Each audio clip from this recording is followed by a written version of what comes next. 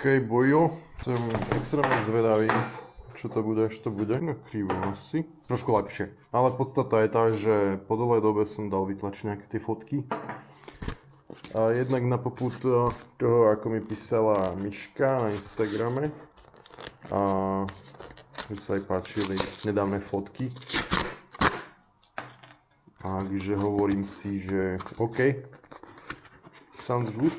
So maybe after long time a po nejakej diskusii aj s ďalším fotografom Michaelom Šuvadom. A jak som došiel k tomu, že OK, akože mať fotky len na Insta a proste na webe a podobne je jedna vec, ale druhá vec je proste ich mať v realite. Takže som niekoľko vybral z posledných fotení a môžeme sa na to čeknúť. Takže the first one. The first one is z môjho pohľadu terrible. Fakt, že zlá. Je tu dosť šumu, ale na druhú stranu, akože I don't know. Ne, proste podľa mňa je zle upravená. A možno ani ten papier není úplne najlepší na takýto typ fotel. Jo. Druhá.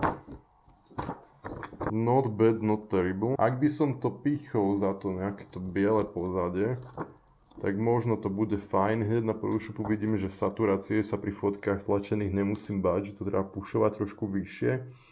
A možno aj detail, clarity a tak podobne. Ten páči už trošku viac. Ale znovu, ten detail by tu kľudne mohol byť. OK, not that bad.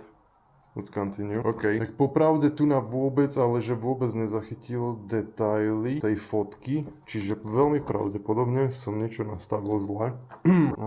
Ale je to úplne iný rozmer. Má to na papieri. Proste na displeji to vyzerá úplne inak.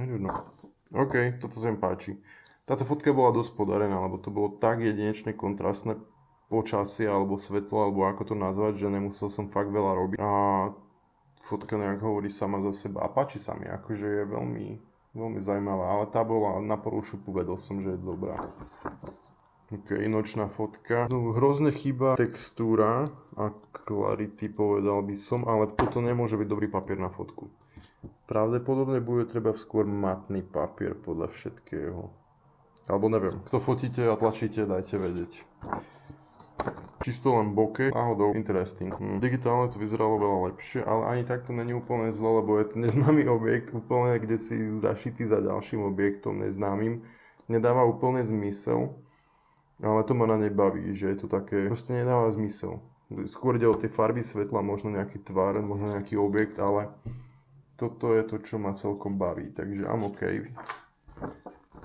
Toto je extrémna škoda, lebo táto fotka je fest dobrá, len očividné proste na papieri ne. Set story, toto je docela OK, až divné, že to je docela OK. Jediné, čo by asi potreboval, aby bol trošku proste orez nižšie, by bol viac záber na objekt. Toto sa mi páči. To sa mi dosť páči. Táto fotka sa mi veľmi páči od začiatku, takže celkom good vibe. I like it. Docela nuda. Ja som z toho trošku sklamaný, ale akože OK. Toto je fajn. Toto je funny fotka, lebo je absolútne bezpredmetná. Proste tu šlo o to len, že niečo som chcel cvaknúť, neviem čo, a zaostrilo to na trávu. Respektíve na kvety. A je z toho celkom zaujímavá fotka. Akurát sranda je, že si to pýta viac proste aj saturácie podľa všetkého. Čož keď sa pozriem aj tu na, tak tu by som sa nebal tej saturácie dať viac, aby to bolo také, no, neviem nejak to nazvať, niečo ako Blade Runner style, alebo niečo také. Dosť nuda, no. Toto je dosť nuda. Taktiež nuda, proste to potrebuje oveľa viac textúry. Toto by mohlo byť docela good foto, ale taktiež oveľa viac saturácie by to zvládlo. Ale aj tak je to celkom fajn, tá sa mi páči, akože toto je také, že zaujímavé. Z môjho pohľadu. Toto je good. Tu na docela sa vyhrali aj tá spodná časť proste bije tak do očí, že mám pocit, že ma oslepuje to auto aj z fotky. Čiže za mňa dobre. Za mňa zaujímavé. Mňa bavila tá modrá s tou oranžovou, tie objekty sú skôr len také doplnkové. Toto je strop fotografie a dramatický prešľap. Krok vedľa. Ale v podstate sú to jednoducho neóny. Asi som chcel zachytiť líniu neónu. OK, not that bad, ale znovu, asi by to chcelo viac jasu, viac saturácie, kľudne by to zvládlo.